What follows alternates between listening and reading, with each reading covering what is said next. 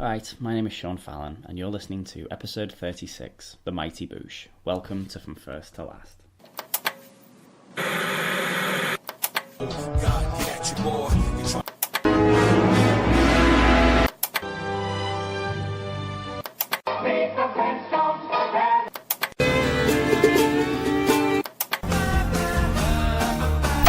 Hello again, and welcome again. My name is Sean Fallon, this is From First to Last.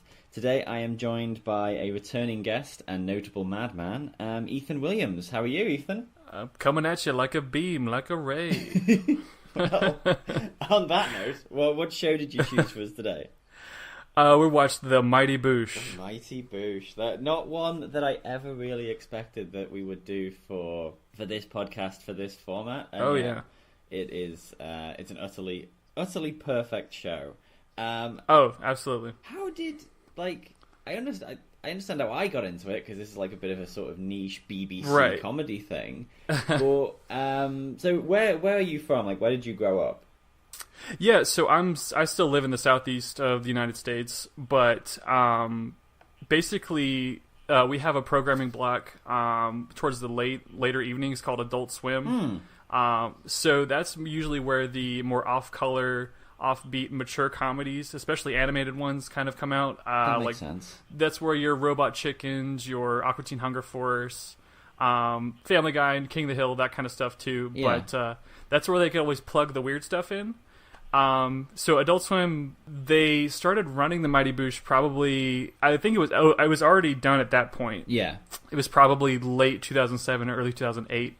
I was in high school, and I don't know, it's just kind of one of those things you happen upon late at night when you're having a slumber party with some friends, and you just turn on Adult Swim and you watch something weird that catches your eye, and you heard, this weird British comedy, or they used to play the British Office, which wow. That's probably the only channel in the States, and the thing with Mighty Boosh is they would cut it down so much, because I fell in love with the show so much. I watched all the episodes that they aired on Adult Swim whenever I DVR'd them and just watched them later. But I bought season 3 off of iTunes, and I realized how much they had to cut. Yeah, of course. Just for American censors and just for time too, because we don't have. You have to account for the 12, 13 minutes of commercials. Yeah. For American TV, so I realized how many jokes I missed, and how it is a brilliant show.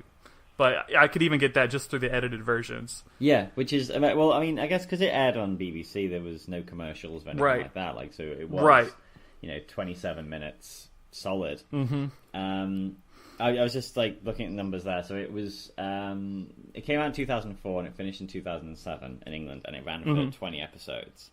Do you know anything about the history of the show, where it came from? Not really, to be honest. I know that that sort of British comedy incestuous nature of I'll show in your stuff and you're showing my stuff. Yeah. So Ayoade showing up in their show, and I think Julian Barratt. I might have seen him in. I know he was in an early Edgar Wright, Simon Pegg, not Spaced, but maybe something before that. He was in Asylum. Oh, that's what it's called. That's right. Yeah, but. I don't know much about the comedy troupe. I know that they were buddies, but I don't know much about the history, I guess. It's a bit of a there was I don't know if it still happens. I don't know if it's still as popular, but there was a big sort of period I guess after 2000 where you would find with British comedy, it would start as a live show, then it would become a radio show, and then it would become a TV show. So with Mighty Boosh, they did the Edinburgh Festival 3 years running and just sold it out.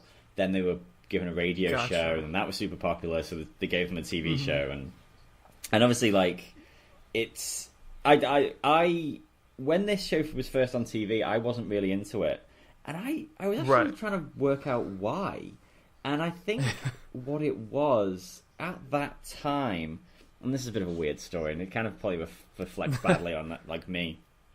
As a teenager, well, not as a teenager, as a university student, I had a girlfriend who was mad for the show, but we had this weird thing where a lot of her sense of humor and the things that she liked, I wasn't into, and then as I've gotten older, I've actually looked back and been like, oh no, she was onto something there. Some of that stuff's really good, but I think I thought I was too cool for it. Right. So, like she was a big fan of Eddie Izzard, she was a big fan of the Mighty Boosh, she was a big fan of loads of things, and I was just like, that's not for me. And then years later, I ended up, I think I caught half an episode on TV. I remember it was the episode, it was Nanageddon. I saw like half of Nanageddon, and I was like... That's a classic. Yeah, I was like, this is the funniest thing I've ever seen. Yeah. So went back to the start, and I think in the course of like 3 days, I just binged episode 1 to episode 20, and then bought like one of the live shows on DVD, and then I got the radio shows, and then I like had all the songs, and I got completely obsessed with it for a while. Oh yeah, that was kind of how I was too, in terms of just kind of getting absorbed in like memorizing the songs. Like my brothers and I, we really just fell in love with trying to memorize the crimps and do them together. Yeah. And just having fun with that. But yeah, I really got obsessed with the show, and just like I would watch. I had the old video iPods, and I'd load up the whole season on there, and I'd watch like season 3 over and over and over. And I still think that's probably the most consistent season, at least maybe of the 3. But I think maybe they just got a handle of what they wanted to do in terms of like episode structures and the creatures and all that kind of stuff. But of course, season 2 is great too. I mean, well, yeah, they're all fantastic. I mean, that's the thing, and it's that great sort of like, they're not like anthology seasons, but it is that thing of like, obviously 1 is the zoo, 2 is the flat, 3 is the shop, and they sort of exist in their own little world, and continuity doesn't really matter, and whatever happens, which is just really fun to watch. Right, it is totally just sort of no holds barred in that regard. Just they were kind of they allowed themselves to explore a whole bunch of different avenues just by not caring. Yeah, that's it. Yeah. It's genius. It's I actually didn't take many notes because it was too quick. Yeah. Like the jokes are just snap, and just so ridiculous. Yeah, they are flying, and it really is just kind of like, what? Like, you kind of have to step back a little bit after hearing a lot of the jokes, like, okay, wait, pause, for a second there. Well, but and it's very hard. It's hard humor to explain. Like, you can't quote a line of dialogue from it just to a stranger. If I said to someone like, "Oh yeah, there's a great bit," and he says, "Yeah, I'm coming at you like a beam. I'm going to come at you like a northern bullet," which in context is very, very funny, but just as a sort of thing by itself, it is nonsense. Absolutely. And it is like probably the most surreal comedy I've seen, like a mainstream comedy that I've seen, in terms of it just completely embracing its surrealist elements in terms of the costume design. Just running with these like animated gags with creatures. Like really, like even the episodes that I've watched in preparation, I watched the Killer Kangaroo, and I watched, of course, the last episode with Sammy the Crab, and I watched the Crack Fox because that's my favorite episode. Oh yeah, Crack Fox is genius. But just realizing how really cool that the set design was, and especially the creature design. Like, they put a lot of effort into the puppets, and just making it feel just slightly surreal, but just really funny still at the same time. Yeah, they managed to do it's a bit of a weird thing because everything like looks like it's cheap, but it's done really well. So it's like they've been given a challenge of like, right, here's $50. You've got to make some sort of, you've got to make Old Greg. You've got to make this fish creature man thing. Right. And then they've risen to the challenge, and it always sort of looks like it's about to fall apart, but it's also very, very effective. I think if they had loads of money and it was like really well done, it would lose a bit of its charm. Sure. Definitely. I think, but the thing was, there must be, I can't imagine, there's so many creatures in there that are so iconic, that have such iconic looks, but yeah, they are really low budget despite that. Yeah, I mean, well, what was amazing in this first episode was like, at one point someone mentions a carp, and it cuts to that like elaborate fish makeup for about 3 seconds, just for him to like say one line of dialogue. Just a little, and then a little bit over the credits where he just says some nonsense. Yeah, it's great. They have a lot of they invest a lot in the gag, and it really works. Yeah, that's it. Because of just how elaborate the thing is, you have the gag's very funny by itself. But you're like, God, that's so much work and so much dedication for one joke. Because he's obviously been in makeup for like an hour and a half just to look like that. Oh yeah, and then Tony Harrison just be looking, brilliant. hysterical. Yeah, I mean, just it's so oddly iconic, the show, because so many people now that like it's weird to think, like, my niece who's like 13, 14, she adores this show. Like, it hasn't lost any of its charm in the years. Like, yeah, that's great. I hope that Americans get to have a second chance at it, because I feel like it didn't stick. Yeah. As well as culturally. Just because I think it was, it really was just a neat show they put on at 3 a.m. on Adult Swim. Yeah. I just happened to find it and fall in love with it. It didn't quite, catch on, I guess, quite as much as something like Doctor Who. But I remember they showed up on, I think it was either Jimmy Fallon or maybe Jimmy Kimmel or something, on a late night American TV, and I was like, wow, the Mighty Boosh are on. And this is going to be great, and everybody's going to love this show, and it'll make a new series. And but I think probably part of it was the fact that it was already over by the time it hit America. Yeah, that's in terms of the TV show. So I guess that didn't really get its longevity. But I hope it is on Hulu, so hopefully you can find a audience to move on in the States here too. Yeah, I mean, that would be great, because it is that interesting thing, because obviously, a couple of episodes ago, we did IT Crowd, which is of this sort of universe, because like Noel Fielding plays the Garth, he plays Richmond, and IT Crowd definitely hit on something and became quite big in America, because it's definitely it's one that I know people know.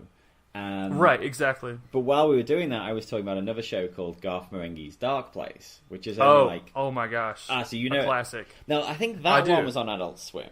I think.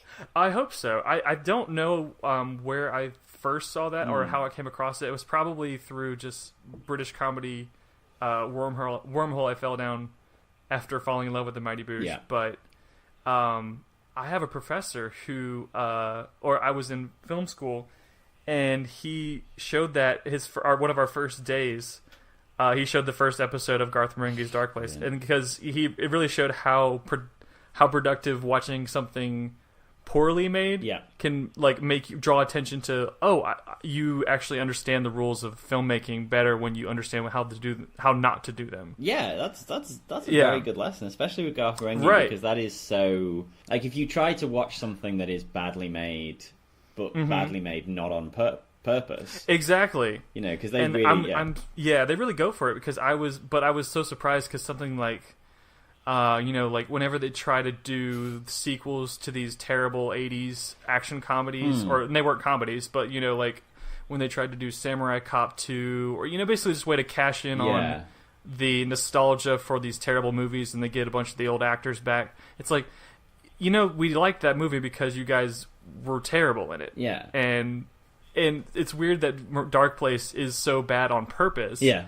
Yet it feels so sincere in a way.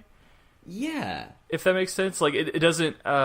It's not trying to draw attention so much to the fact that it's poorly made, or like amp that up or something. Like that I don't know, was Kung Fury or whatever, drawing attention to weren't the 80s cheesy. It's just like, no, this is it's really well written comedy with this backdrop of a horrible 80s serial or something. Yeah, no, I mean that's perfect. Like there's a show that's just come out in Australia called Get Cracking. And Get Cracking, even. And what it is, so these two comedians, Kate McCartney and Kate McLennan, they did this web series called The Catering Show. And then that was put on TV, and it's them doing like a spoof of cooking shows.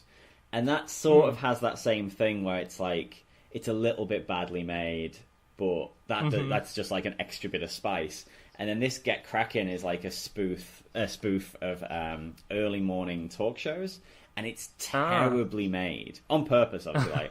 But it's so funny that extra bit of it being badly made is just a bit of spice to it. That's not the whole joke. And I think I know what you mean. Like stuff like Kung Fury and like Samurai Cop 2. It's like, oh no, look how badly this is made. You're like, no, but that's it. What we wanted was the funny bit, and that's extra. Like, I think that's the thing with Garth Marenghi. It's like, this is a very, very funny show, and every time that like there's a continuity error or a bad shot, that's just funny as well. Right, exactly. Yeah, which is great. And I mean, that's very much like, I think Noel Fielding was both Noel Fielding and Julian Barrett were in Garth Marenghi. Richard Ayoade was. Yeah. Matt Berry was. I mean, I think there's a lot of crossovers. Yeah. Dixon Bainbridge and all that. Mm-hmm. That's right. And I forgot for a second. Matt Berry was in Mighty Boosh, but he's if you remember in the first season, I think I remember him. He's like you said Dixon Bainbridge, right? Yeah, he's like the zoo boss, I think. Right. Yeah. It's amazing. Like, you do go, like you say, you do go down that wormhole if you start to like follow the connections and stuff. So then you end up with like Rich Fulcher, who plays Bob Fossil, and Matt Berry. They did a show together that ran for like one season. Yeah, Snuffbox. Snuffbox, yeah, which is, again, a very hard show to explain to someone without just saying, just watch it all and then come back to me. Yeah, Rich Fulcher is probably, I mean, I know Noel Fielding and Julian Barat are just great in both. You know, there's so many roles in Mighty Boosh, but I think Rich Fulcher is my MVP. Oh, yeah. Well, to talk about this first episode, that scene where he does the dance and it's like, and that's why I don't like cricket. Is genius. Just like it is. I've seen them do that on the live show, and it got like a huge reaction because it's such a long, drawn out joke, and you're waiting to see if it's like, because at first you're just like, oh, because this idiot's dancing in that like tight leisure suit, and then that's funny by itself. But I just love that punchline because it has nothing to do with anything that follows. Right, and that's probably why it will last so long, is because it's really, you can't explain it, and it's not connected to any sort of specific reference or any specific time. So it really is kind of designed to last a long time in terms of people, can just attach, grab onto it because there's not much grounding it in reality, I guess. Yeah, no, and that's it's great, and it was really interesting actually to watch this first episode because like the way that like Vince was dressed with that ridiculous hair and like the belt around his hips and all that was like when I was at university, that was one of the cool looks that a lot of like the boys had, and I was always like, these guys look like idiots, this ridiculous hair. But yeah, they were getting all the girls. Everyone thought they were cool. They were the ones who like were spending 3 hours getting ready to go to the club, and they were the ones who knew what all the good music was and stuff like that. So it's like, okay, well, I'll never have hair like that, but I might need to hang around with these guys, find out what's cool to listen to. Which is mad, like, because obviously now I don't think that look is in at all. I don't think anyone looks like that. Right. No, I think, but it is very singular, that Vince Noir style. Yeah.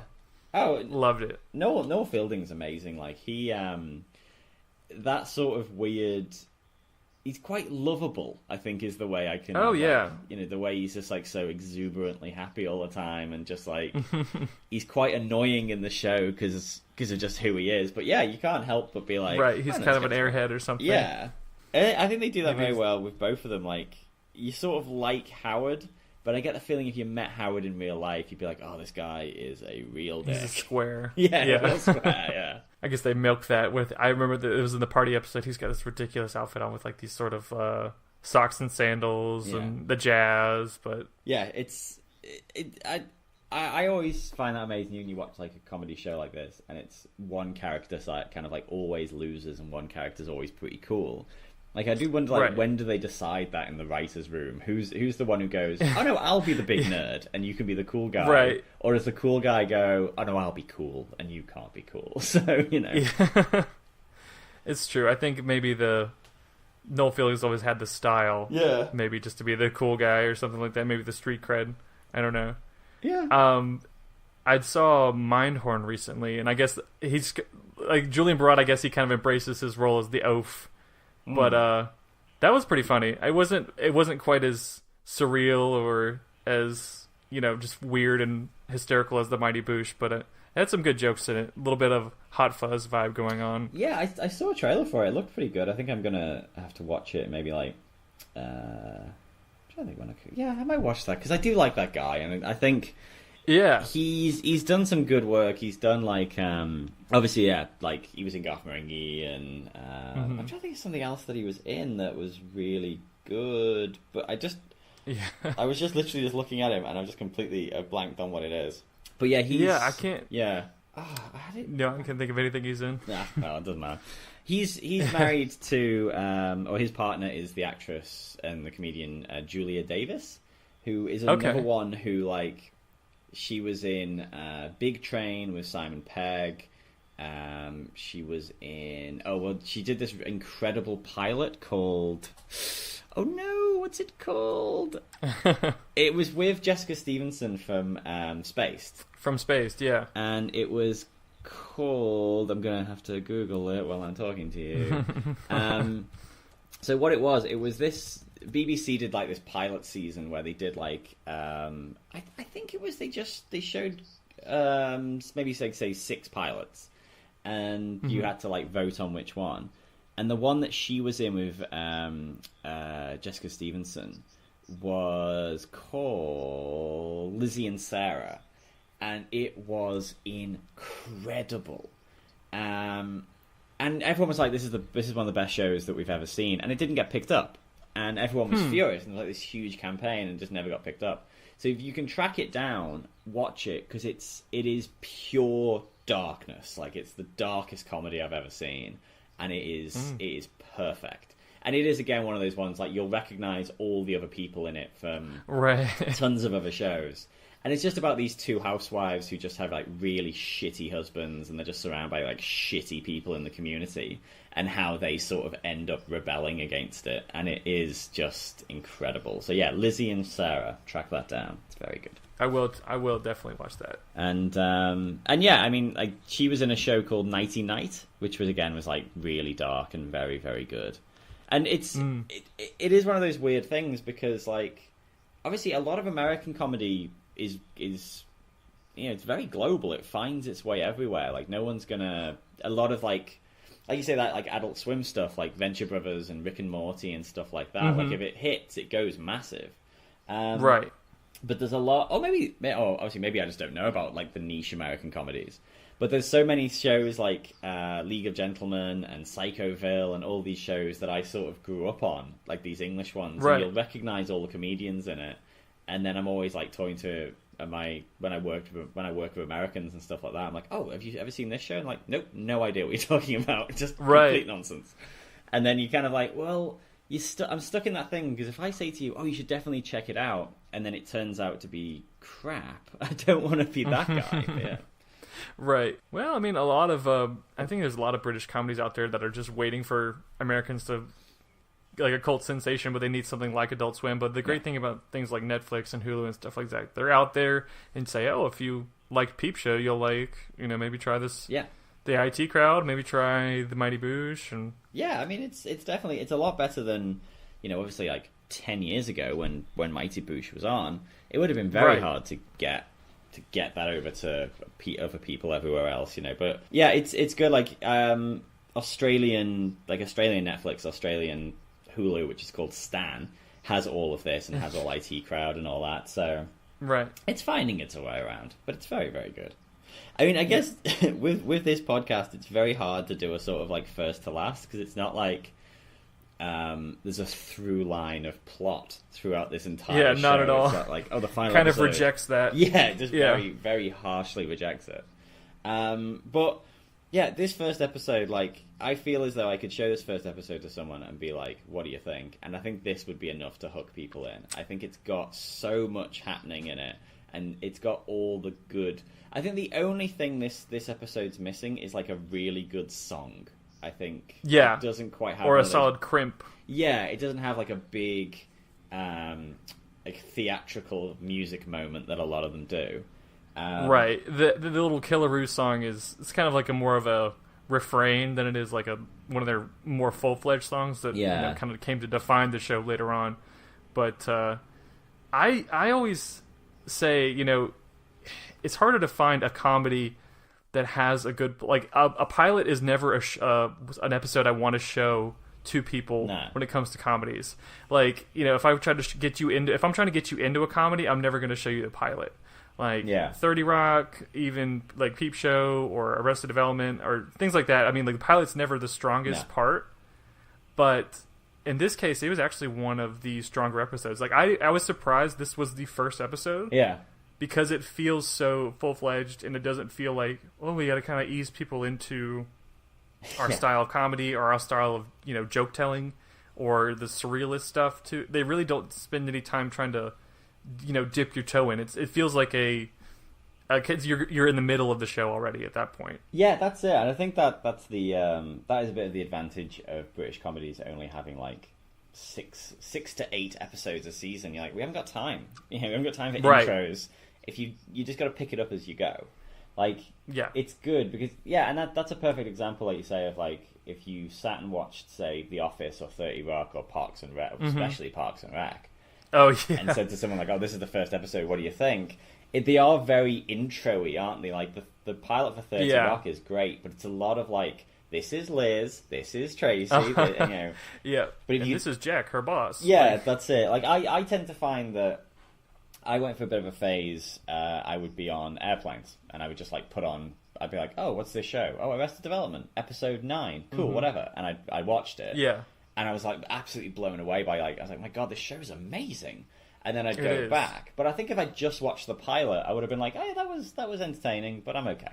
You know, I think I'm right. But to see a show like getting in the middle of the season, and you're just like, "Oh yeah, this is what they're going to build up to. This is great." Mm-hmm. Definitely. And it was really surprising. The jokes are really strong right out of the gate. Yeah. And very much their own brand, and no one else's. Yeah, I mean, I don't think because a lot of shows. You can, I mean, obviously, 30 Rock's a perfect, again, to go back to 30 Rock, you can say, like, okay, 30 Rock, The Office, and Parks and Rec are all of a sort of world and a sort of tone. They go off in different directions, but they're all, like, sort of workplace comedies.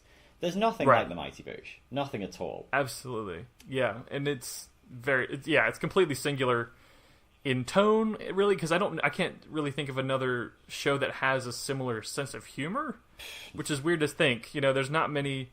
Like, you can kind of, you know, nail a tone down for a lot of those other shows and say, oh, this kind of, you know, more cringe comedy, or, you know, this one's kind of a mix of surrealism, a little bit of, like, random humor that was more popular in the mid-aughts. Yeah. You know, it feels a little bit old hat when, you know, they start throwing words in sentences, and that's supposed to be funny, and sometimes it really works, and sometimes it doesn't work. You know, it feels like it's aged poorly, but it is the only thing out there like it. Yeah, that's very true, and, like, I think the thing that sort of puts it above, because I think if it was all just that, if it was just like weird words put into sentences, that would wear thin pretty quick. But it does have like one of the things that made me laugh the most in this episode is when Howard is doing his poem for Miss Gideon. And he just keeps saying cream, and it's like cream, her teeth like hard pegs of cream. And that just, I had to like pause the show because I was just rolling around laughing, like, and that's that is good. Definitely and that's good because they've got that extra thing of like they're very, very clever people. Like they're not just like doing funny random things; they know what they're doing. Right. Yeah, and all the little side characters they introduce, them just doing funny voices, or them in crazy costumes, or something like as weird as the guy with the really long arms. I forget what they called him. But was that Peter Serafinowicz? It wasn't, but it did look like him. It wasn't? Okay, I was like, no, that's him, because of course he would show up in a British comedy. That's it. But I guess I couldn't find him, but I was like, oh, that's Dwayne Bennis. Dwayne Bennis. Yeah, it did look a lot like him, but no, long arms was someone else. But again, that long arms thing came back. It was a good joke, and then it was a great joke. You know, it just kind of they managed to. That was a funny payoff. Speaking of Peter Serafinowicz, another British TV show is Look Around You, which I was going to mention that too. Yeah, that is hilarious. Yeah. Like, so that was sort of the same time. I think when I watched Mighty Boosh, I was living in England and I was unemployed and I was applying for jobs overseas, and I was just waiting for them to, like, my visas to clear and all that. And I think during that time I watched all of Mighty Boosh, I watched all of Look Around You, I think I went back to Spaced and all that, just like immersed myself in the whole thing. And Peter Serafinowicz, again, obviously is genius. He is hilarious, and he's still doing his sassy Trump thing, which I think I'm still surprised at all the voices he can do. Oh, it's incredible. Yeah, he's hysterical, and he should be in more things, I think. Yeah, it's funny as well with him because I think his because obviously he did a show. He had the Peter Serafinowicz show, which was like a sketch show, which had some utter gems in it. Like there's a character Butterworth, who you can find him on YouTube. I'll send it to you when we're finished here, and it's genius, like just stone cold genius. And he's a great impressionist, and he can do all voices and stuff. But I think his like normal accent is my accent. Like he's from near Liverpool, so he does have. Like, okay. He has quite a broad northern accent, but he does that sort of like his. It's like he has the Dwayne voice as just like the voice he does as characters, like and right. And he's great. I mean, he again is another one of those people who you sort of like because obviously he was Darth Maul and he was in space. And... Whoa! What? Yeah, Peter Serafinowicz is the voice of Darth Maul. Oh, the voice of Darth Maul. Okay, I was thinking. Oh, like, sorry, no, he wasn't. Yeah, that was Ray Park. Yeah, no, he wasn't actually. Yeah. I was like, wow, that's incredible. Like that's just something. I mean, you would never know who that is. No, that's. And I'm like, if you told me it was Simon Pegg under there, I believe you. I'd be like, really, Simon Pegg was in the Phantom Menace? It's like, yeah, it was Simon Pegg and Peter Serafinowicz did the voice. Yeah. Was he? So he's in the Clone Wars? Oh no, he's not. Someone else did that voice. I was quite disappointed by that. I was hoping that was going to turn out to be Peter Serafinowicz, but no, it was someone else doing the voice. Okay, so there's so in the Phantom Menace, it's actually Peter Serafinowicz's voice. Yeah, so Phantom Menace, wow. It's Ray Park as the guy, Serafinowicz as the voice, but that's the last time he did it. He didn't do it again. Wow. Well, I guess so. He got cut in half, but yeah, that makes sense. Yeah, that would be cool if he had showed up in the Clone Wars. Yeah, because we were like Peter Serafinowicz and Clancy. Is it Clancy Brown as Savage Opress? Is it Clancy Brown? I have no idea. I'll get myself all mixed up. But yeah, no, that's. But yeah, that's another rabbit hole. I think since we did IT Crowd, I've started like revisiting all these old shows, and now I get all kind of like all giddy and excited when we talk about them. Oh yeah, we watched. I showed Abby Spaced a little less than a year ago, and man, that show gets better every time I watch it. I am definitely due a rewatch of that because. Yeah, I mean, pretty much anytime an Edgar Wright movie comes around, I feel like I have to go through the whole series because it's only 14 episodes, but yeah. They're all fabulous, and it's just so sincere. It's such a good heart, and I think, Simon Pegg and Edgar Wright. I know Baby Driver. A lot of people were like, "Oh, it's missing something," and a lot of people think it's Edgar Wright, or sorry, it's Simon Pegg that's missing. Yeah, and he does give us really human core to everything that he comes to, especially even Star Trek Beyond. I mean, that was easily the best of the new Treks. Yeah, I mean. I will actually agree with that with Baby Driver because I only saw that recently and afterwards I was like, yeah, that was good, but it didn't. Yeah, there was definitely because I kind of like I go into an Edgar Wright movie with there's like a language, like a visual language that he has, and I don't think it had it as much. Like it just wasn't there. Yeah, I'm very biased towards Baby Driver because it was filmed very close to where I grew up and also like where I went to school. Okay. So Atlanta is pretty much my hometown. I live in Nashville now in Tennessee, but so basically story time. This is nothing to do with Mighty Boosh, I guess. Yeah, but so a couple years ago, Edgar Wright was in Atlanta to scout for Ant-Man. Like he was there. Pinewood Studios is there now. That's where like all the Marvel movies do their. I guess they're like their studio stuff. Oh, really? Like that's where they film. Yeah, they do a lot of stuff in Atlanta now. So like, they'll use like the cityscape for just as stand-ins for whatever Wakanda. But they also have like giant studios like where they build all the sets and stuff inside. Oh, brilliant! But so he was there to do pre-production for Ant-Man, and that was about the time World's End had come out on home video, and the local like Georgia State University in Atlanta has a little theater there, and they were showing at the World's End. Then around the time he was there, so they had a Q&A where he showed up. Wow. So I got to ask him a question and stuff. But when I saw Baby Driver, I was like, "Oh man, this is Georgia State." So literally, like that's where I transferred from. Yeah. But seeing my old college basically as the backdrop for this bank heist movie was pretty wild. I was like, I took like where they robbed the post office. Yeah. I went to class in that building. That's amazing. Because I think the thing that's great as well, because that was something that really jumped out to me, was that it filmed in Atlanta and set in Atlanta. Because you never see a film that's set in Atlanta. it's always New York or LA or something else. Like, but I love that, and then that was the thing. Like, as soon as I worked out it was set in Atlanta, I was like, is Big Boy gonna be in this? And he was. Big Boy. He was. Yeah, He Big Boy definitely and was. Killer Mike in the background of the scene. Yeah. Like, oh my god, genius. They show up.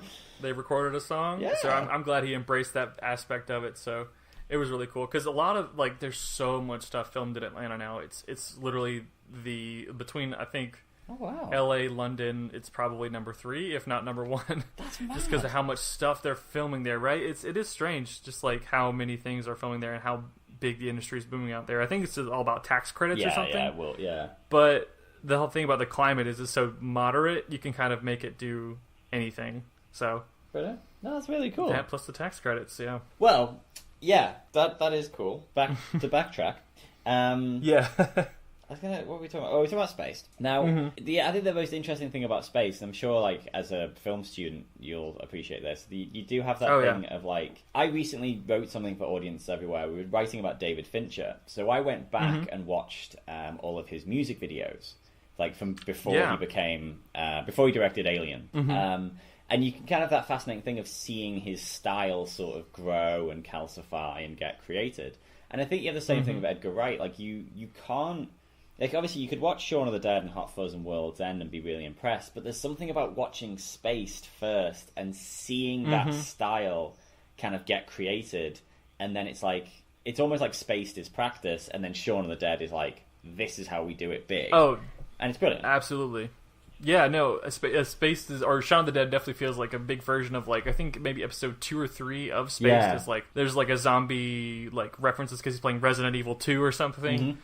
And, you know, it's sort of... It really does feel like a test run once you see Shaun of the Dead. But it is funny to go back, you know, after watching something like Tony Joes did his, you know, his visual comedy essay on Edgar Wright stuff. And it's great to see that even the Mighty Boosh, I mean, I guess to get it back to the Mighty Boosh, but Mighty Boosh even embraces that sort of, you know, visual gags as opposed to just making, you know, sticking somewhere people, you know, funny people in situations and getting them to be funny. I feel like that's a lot of... you know, new comedies, mainstream comedies, but sight gags, you know, visual gags. And Oh, no, I think, sorry, you're completely spot on with something there. Like, I can't remember the last time I went to cinema and saw, like, a really, really good, clever comedy. Because it tends to be, like you say, they'll just get, like, 2 actors who can improvise, and they'll just, like, riff off each other, and it'll just be, like, you know, shot, reverse shot. And it doesn't have, like... watching Spaced, watching IT Crowd and stuff like that, where you've got that sense of, like, everything is comedy. Every part of it, every movement, and, like, they're doing the good visual comedy, it's good wordplay, it's good dialogue, everything is on top of everything else. Like, watching these 2 episodes of Mighty Boosh, I didn't really stop laughing the entire time. Yeah. Like, as soon as it started, I was either fully... laughing until I was crying, or I had a big smile on my face for a full 27 minutes. Like, my face hurt afterwards because it's like, oh my god, this is so good, and it just keeps getting good. Like, watching the last episode, it was building and building and building, and then as soon as the moon turned around, I was like, oh, this fucking guy.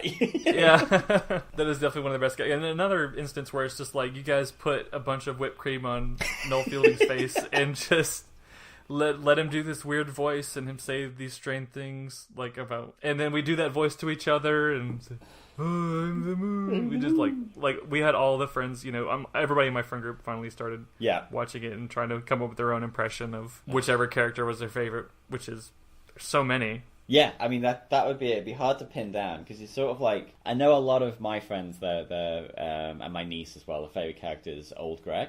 Like... Oh, yeah.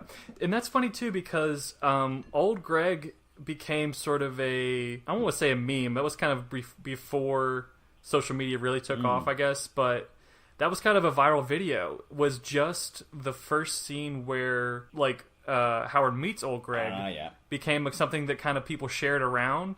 And I don't even know if they knew it was connected to a show. Okay. Like, they just kind of... I just remember people saying, I'm Old Greg, a lot. But they never... Like, I would try to talk to them about, oh, you guys have seen the Mighty Boosh? I was like, no, I just know what Old Greg is. That's interesting. So that kind of had a little life of its own, because that was kind of probably the most iconic side character of the show. Or, like, you know, just one one episode character, I guess. I personally love the Crack Fox, but Old Greg is, just so iconic, and his look and his voice and his lines. The live show they did after the TV show had finished, that sort of like they do. It's almost like, if I remember correctly, I think the first half is just like them on stage, just sort of riffing and talking nonsense, and then the second half is like an episode of the show, but it jumps around like from different it has like a bunch of the different songs, and it sort of mixes a load of stuff up, and then at the end there's like Howard's on stage talking, and there's a big like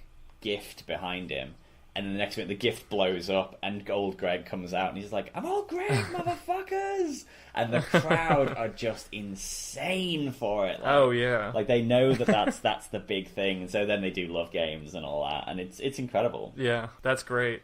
No, I really wish, I don't know how, if it would, like I said, I mean, does feel like a timeless kind of comedy, but, I would hope, if they came back, they really should, they should maybe do some, I know they did like a little bit of live touring in the States, but, it was kind of a half-hearted attempt, as a lot of my favorite British artists will do.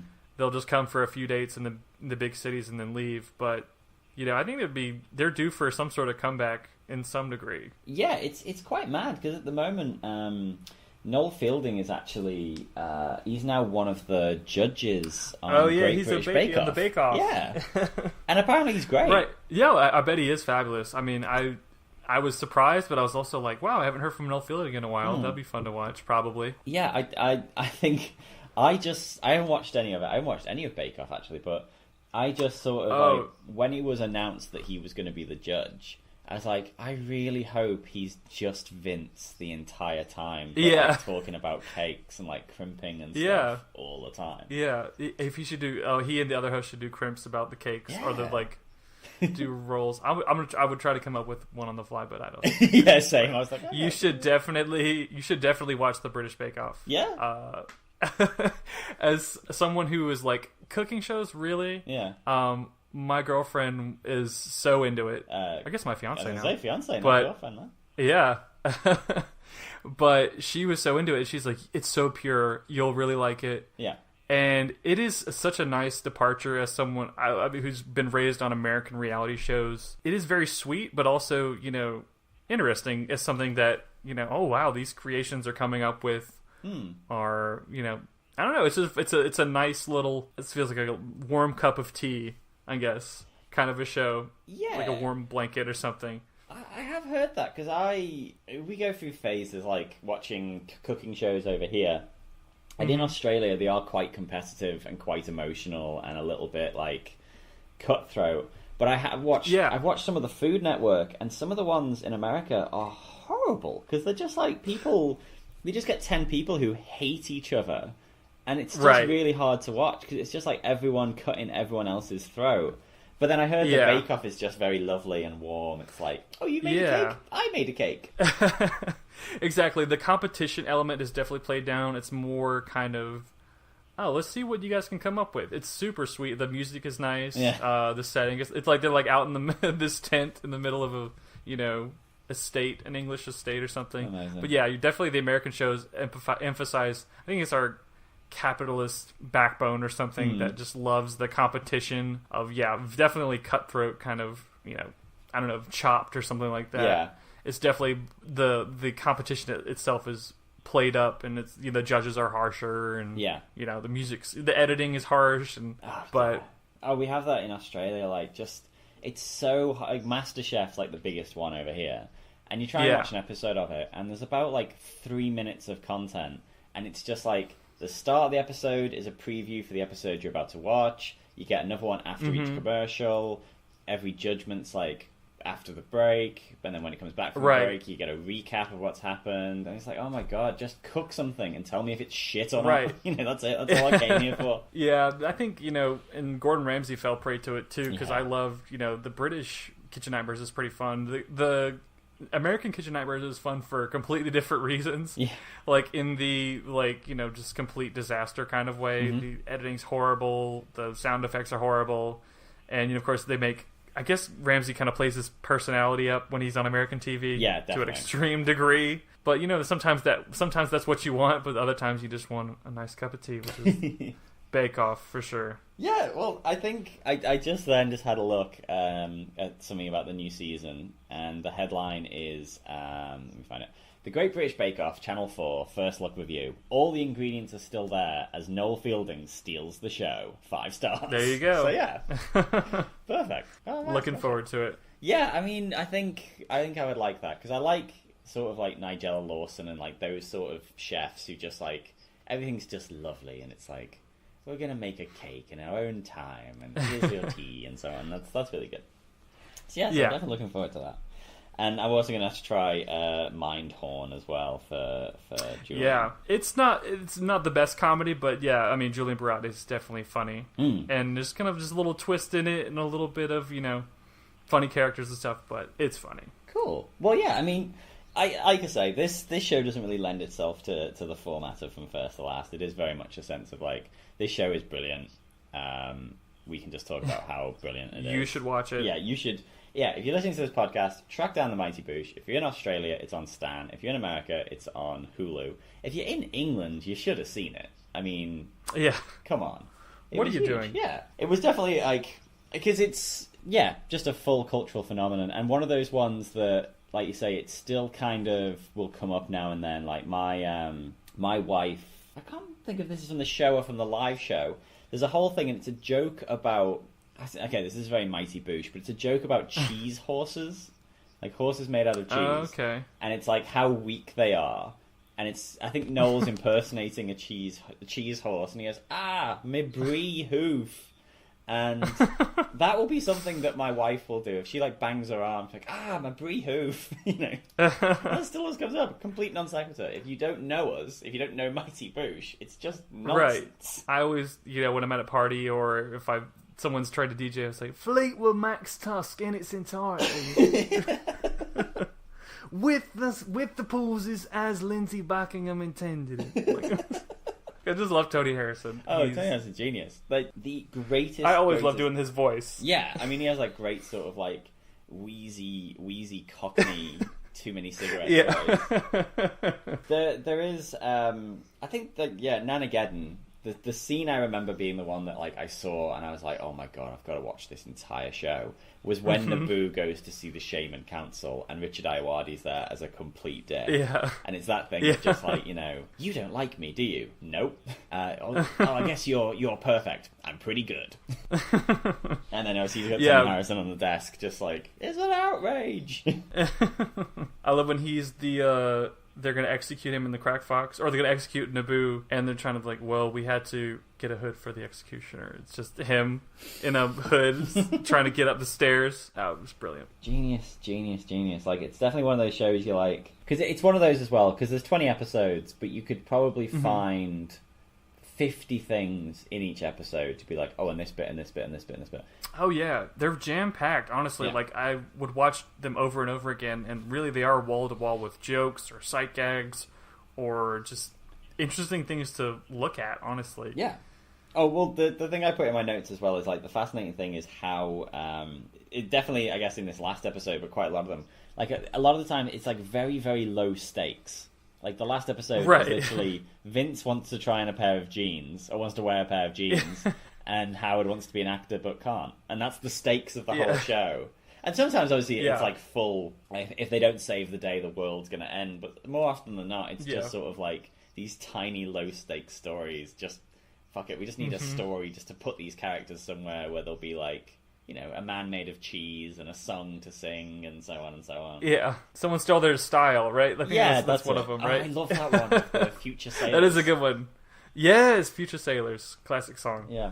And I mean, it is the only thing I would say, like, in terms of the show, like, definitely from these 2 episodes, like, the way the show is aged. So when Vince is talking to the band at the end, like the Black Tubes, who are a real band called The Horrors. The Horrors, yeah.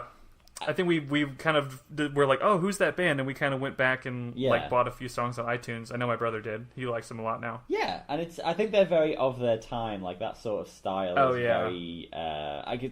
it's weird because this show sort of coincides with I graduated university in 2005, so it's around that period where I was sort of at my most, I don't want to say cool, but my most sort of like music and fashion centric, I guess, because I was still sort of, I was in my early 20s. So watching this, it was very much like, I think I probably at the time was watching this being like, oh, these guys are so cool. I wish I was that cool. And then now looking back and being like, oh wow, that style has not aged well. That's sort of like weird goth post-punk.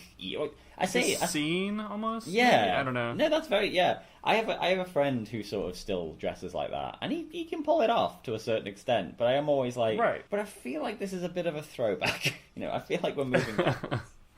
Those haircuts. Well, it feels like, I guess maybe that kind of style always it comes back. Yeah. Like the sort of Cure, Robert Smith teased hair.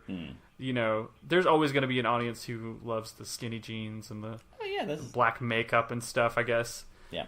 It's like goth, but not quite goth. Yeah, definitely more like a post-punk kind of vibe to it, I guess. Yeah, I think it's definitely one of them. I think it's sort of like, I guess it's probably everywhere, but like there's a certain age where you have to sort of be like, you are, if you are like a sad kid or a, quote-unquote sad kid, you've got to decide, are you the Smiths sad kid or are you a Cure sad kid? And I was a Smiths sad kid, so that meant just it didn't matter what I wore, as long as I listened to the Smiths. Whereas the Cure, I think there is a bit of a thing of like, there's an eyeliner element, there's a hair part of it. Like, it didn't matter how fat I was while I listened. It didn't matter how fat my jeans were because I was listening to the Smiths.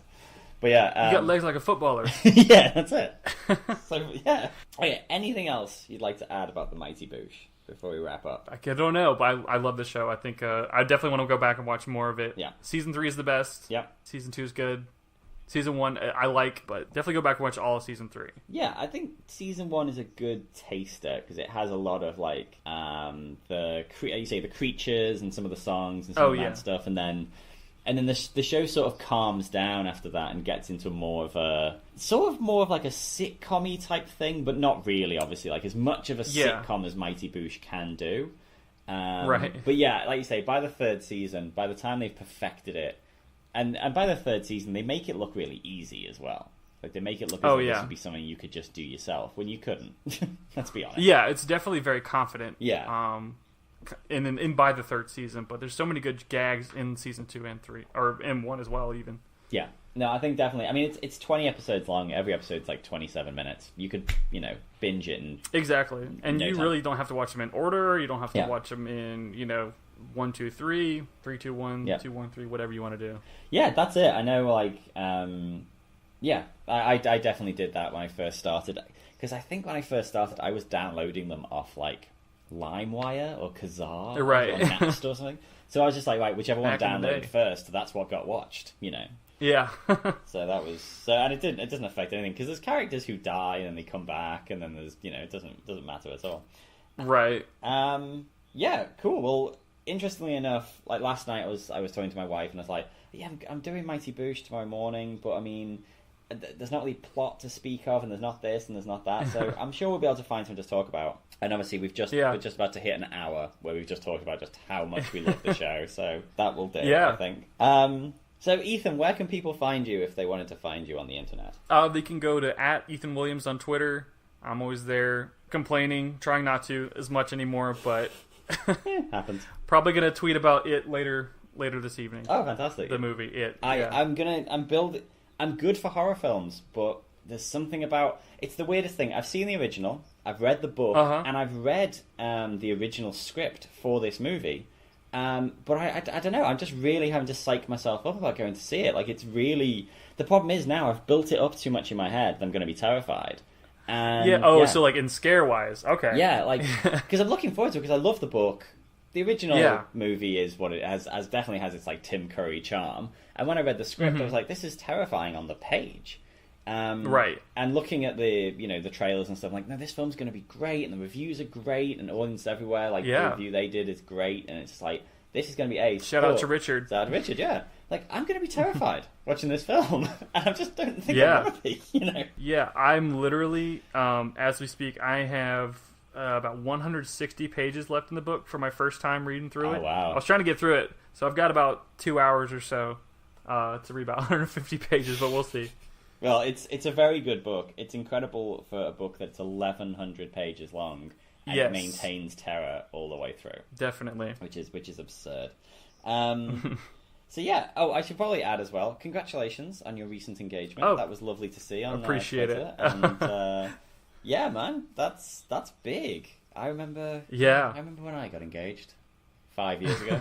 And yeah, it's utterly terrifying. But and then they say yes, and then it's not so terrifying anymore. Right. But yeah, that's the whole thing. Well, congratulations, man. That's really cool. And yeah, I wish you all the best. Thank you, Sean. Well, from First to Last, you can find us at From First to Last Podcast on Twitter, or no, I don't think that's right. I think it's First to Last Pod on Twitter, and you can email me directly at fromfirsttolastpodcast@gmail.com.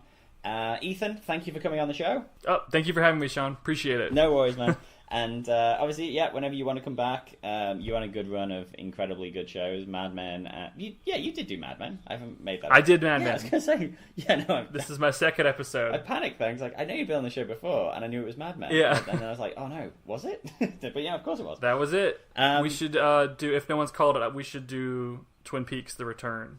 I think the guy who... Someone probably's got it. Well, the person who originally did Twin Peaks on this... they kind of have I gave them first refusal, and they were all over it. That's going to be a whole thing to talk about. I can't. Oh yeah, excited for that episode. Yeah, that's going to be mad. Because quick before we wrap up, when I first watched, the first episodes were released here in all at once, the first 4. So I just watched the 4 hours in a block, and I couldn't tell you where one ends and one begins. So I'm going to be very intrigued to see actually what the first episode is. Yeah, so the first scene, after reading a bunch of theories and reading, just recaps of the finale, it's if you go back, and it's literally the first scene of the new show is all of the hints that are dropped in the finale. Everything that the key to unlocking the finale is literally the first scene. I was like, oh, cool. That's what a lot of that was explained already. Done. Okay, well then that's going to make a lot of sense when we do that from first to last. Okay, cool. Well, there you go. Again, Ethan, thank you very much for coming on. Thank you for choosing this show, and thank you for putting this show back in my life. I appreciate it. Same to you. Awesome. Well, my name is Sean Fallon. This has been From First to Last. Goodbye.